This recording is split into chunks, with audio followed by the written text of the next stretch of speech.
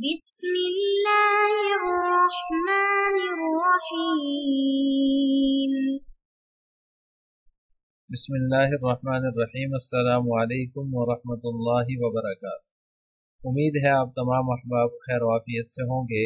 آج ایم اے اسلامیات کے مضمون الدعوت والارشاد کا سبق نمبر 30 ہے، اور اس سبق کے اندر ہم جس عنوان کے اوپر بات کریں گے وہ ہے نبی کریم صلی اللہ علیہ وسلم کی دعوتی حکمت عملی میں عملیت کا اتمام، یعنی آپ صلی اللہ علیہ وسلم کی دعوتی حکمت عملی میں جو دیگر چیزیں تھیں جن کا ذکر ہم نے جو ہے وہ گزشتہ اسباق میں پڑھا، وہیں آپ صلی اللہ علیہ وسلم کی دعوتی حکمت عملی میں عملیت کا اتمام بھی تھا، یعنی کہ آپ صلی اللہ علیہ وسلم نے پہلے خود عمل پیرا ہو کر خود اس پر عمل کر کے جب جو ہے وہ دوسروں کو دعوت دی اور کفار کو، مشرکین کو جو ہے وہ دین کی طرف بلایا۔ تو اس کی تفصیل ہم آج کے سبق میں پڑھیں گے۔ آئیے تفصیل کی طرف چلتے ہیں۔ کسی بھی جو ہے وہ تعلیم اور تعلم اور ابلاغ کے بارے میں کئی طرح کے نظریات بیان کیے جاتے ہیں، کئی طرح کے تصورات بیان کیے جاتے ہیں۔ ان کا جو مطالعہ ہے اور تعلیم اور تدریس ہے وہ دعوت و تبلیغ سے وابستہ افراد کے لیے بہت ہی فائدہ مند ثابت ہو سکتا ہے۔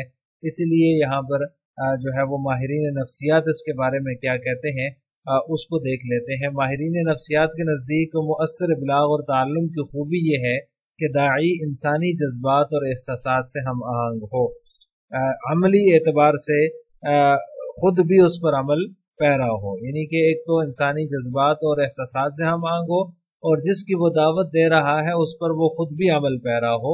یہ مؤثر ابلاغ اور تعلم کی یہ خوبی ہے، یعنی کہ ابلاغ یا تبلیغ یا تعلم جو ہے دوسروں کو سکھانا، وہ اسی وقت جو ہے وہ مؤثر بن سکتا ہے، اسی وقت اس کے اندر تاثیر آ سکتی ہے جب اس کے اندر جو ہے وہ جو دعوت دینے والا ہے وہ انسانی جذبات کا بھی احترام کرے، احساسات کا بھی احترام کرے، اس کو پتہ ہو کہ انسانی جذبات کیا ہیں، اس کے ساتھ ساتھ وہ خود بھی اس پر عمل پیرا ہو جس کی وہ دعوت دے رہا ہے۔ یعنی ماہرین نفسیات کے نزدیک مؤثر ابلاغ خود مبلغ کا ذاتی کردار اور اخلاق ہے، یعنی جب مبلغ کا ذاتی کردار جو ہے وہ اعلیٰ ہوگا اور اس کا اخلاق اعلیٰ ہوگا تو اس کی تبلیغ کے اندر اثر پیدا ہوگا۔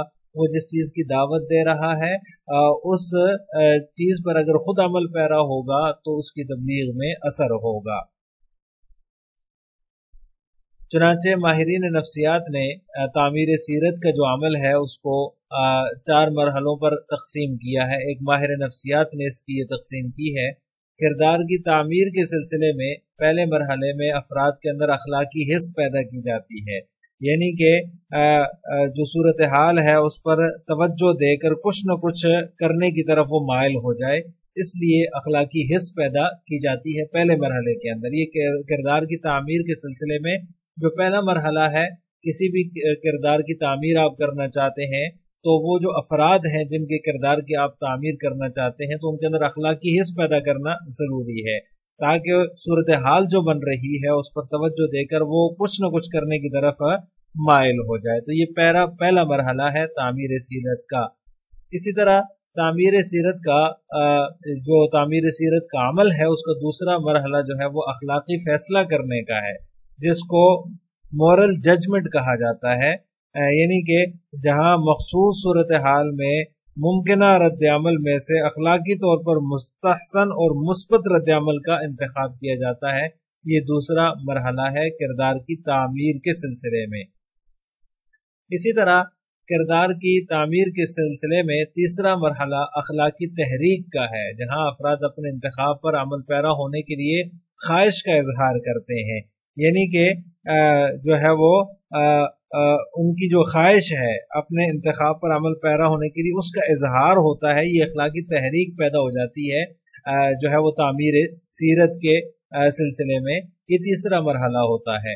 اسی طرح چوتھا مرحلہ جو ہے وہ اخلاقی کردار ہے، یعنی کہ جو افراد نے اخلاقی فیصلوں پر عمل کرنے کے لیے نہ صرف تحریک عمل جو ہے وہ ان کو مل جاتی ہے बल्कि इस्तक़लाल और साबित कदमी से उन फैसलों पर अमल करने के लिए उनके लिए रास्ता आसान हो जाता है।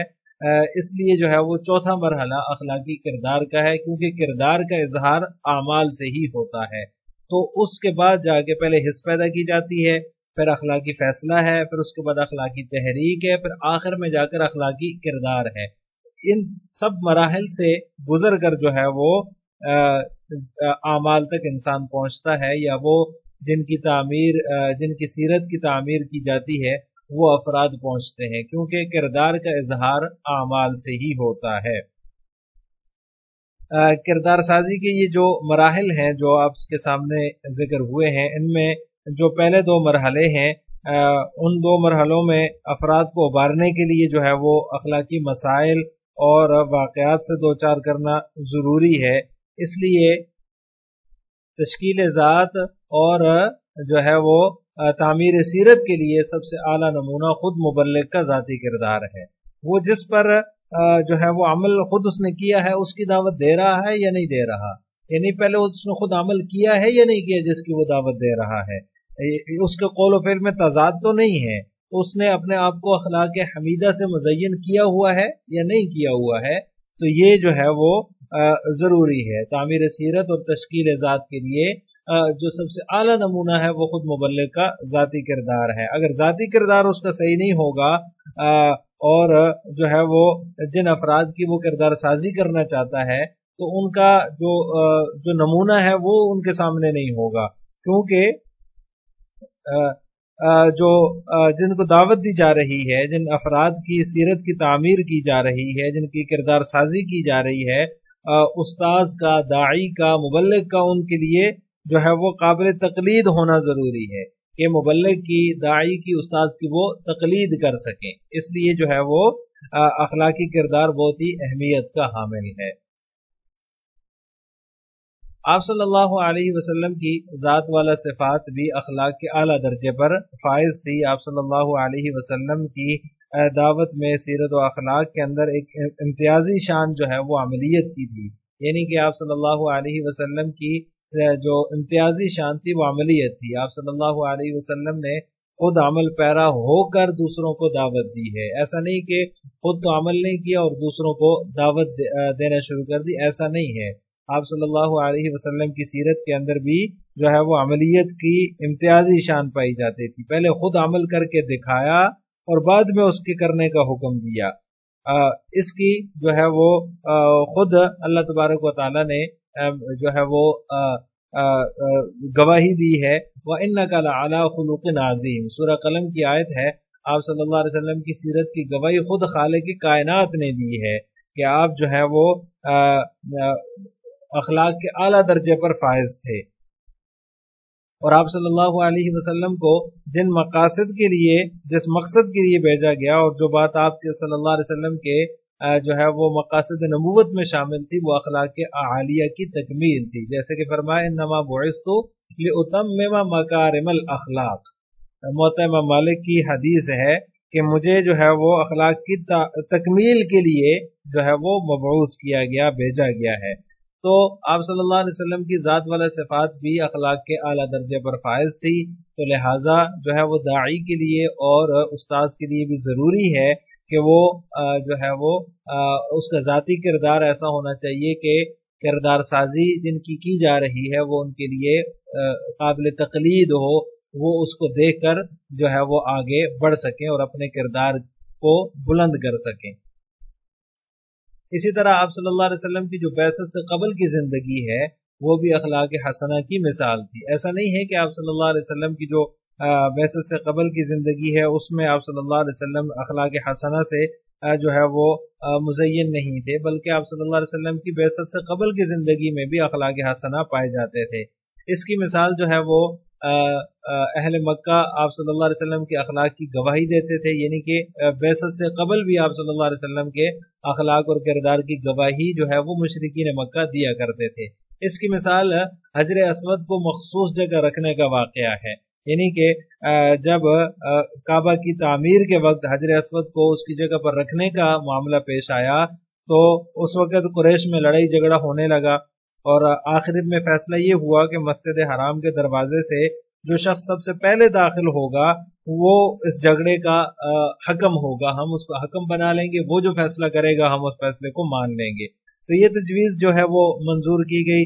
آپ صلی اللہ علیہ وسلم جو ہے وہ اللہ تعالیٰ کی مشیت سے سب سے پہلے تشریف لائے، اور لوگوں نے آپ کو جب دیکھا تو جو ہے وہ انہوں نے یہ پکار اٹھے کہ آپ صلی اللہ علیہ وسلم جو ہے وہ امین ہیں، ہم ان سے راضی ہیں، ہم ان کے فیصلے پر عمل درآمد کریں گے۔ یعنی سب سے پہلے انہوں نے آپ صلی اللہ علیہ وسلم کی اخلاقی صفت کا ذکر کیا کہ حاضل امین، آپ صلی اللہ علیہ وسلم امین ہیں، جس کی وجہ سے آپ صلی اللہ علیہ وسلم ان کے نزدیک جو ہے وہ مشہور و معروف بھی تھے اسی امانت داری والی صفت کی وجہ سے۔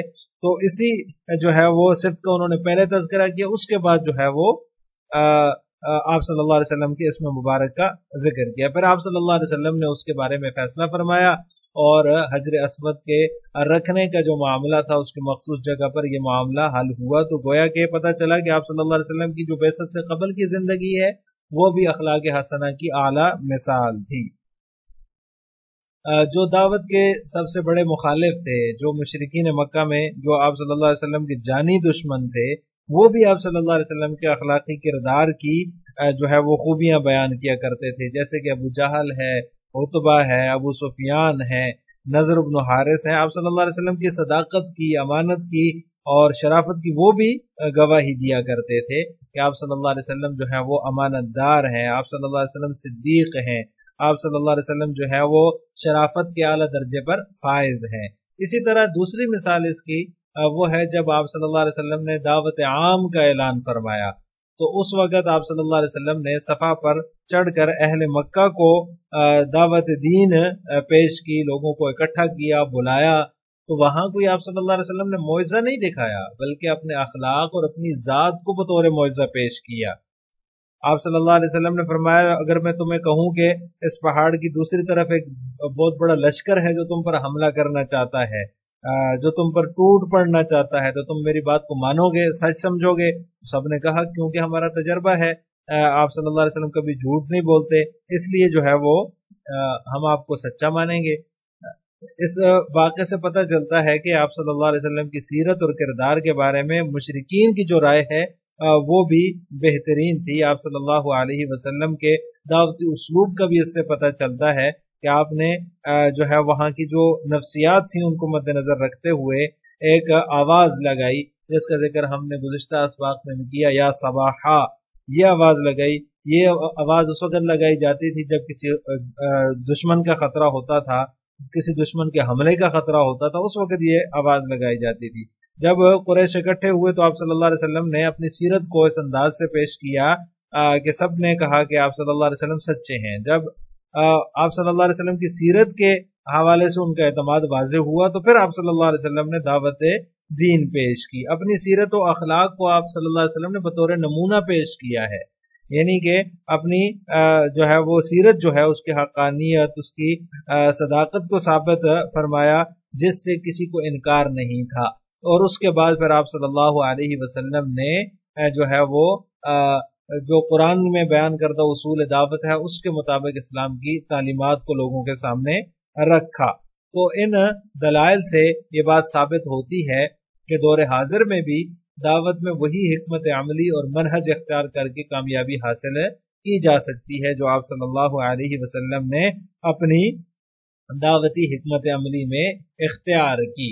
تو جس طرح آپ صلی اللہ علیہ وسلم نے جو ہے وہ اپنے سیرت و کردار کے اعتماد کا جو ہے وہ اس کو واضح فرمایا سب سے پہلے، اور اس کے بعد پھر جو ہے وہ دعوت دی، تو اس سے پتہ چلتا ہے کہ داعی کے اندر خود بھی عمل پیرا ہونا ضروری ہے داعی کے لیے، کیونکہ جب وہ خود عمل پیرا نہیں ہوگا تو اس کی دعوت کے اندر، اس کے ابلاغ کے اندر وہ تاثیر نہیں ہوگی جو داعی کی دعوت میں ہونی چاہیے، جو کسی مبلغ کے ابلاغ میں ہونی چاہیے۔ تو دور حاضر میں بھی دعوت میں وہی حکمت عملی اور منہج اختیار کر کے کامیابی حاصل کی جا سکتی ہے جو آپ صلی اللہ علیہ وسلم نے جس دعوتی حکمت عملی سے جو ہے وہ اپنی دعوت کو پیش کیا اور اس کو اپنانے کی تلقین بھی فرمائی۔ आज के सबक का खुलासा ये हुआ कि हमने नबी करीम सल्लल्लाहु अलैहि वसल्लम की दावती हिकमत अमली में अमलियत का जो इत्माम था उसकी तफसील पढ़ी है। अगले सबक में हम क्या पढ़ेंगे? तो अगले सबक में हम पढ़ेंगे दावती तहरीकें। जो इस हवाले से दावती तहरीकें हैं उनका बयान पढ़ेंगे, कौन कौन सी तहरीकें हैं, किन की तफसील पढ़ेंगे। उसमें सबसे पहली जो तहरीक है दावती वो तबलीगी जमात है, जिसके बानी मौलाना इलियास रहमहुल्लाह ताला है। उनके अहवाल और दावती फ़िक्र के बारे में भी हम अगले सबक में पढ़ेंगे। अस्सलामु अलैकुम व रहमतुल्लाहि व बरकातहू।